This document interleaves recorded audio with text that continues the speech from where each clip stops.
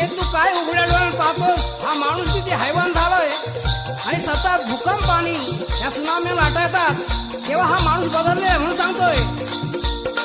विसरू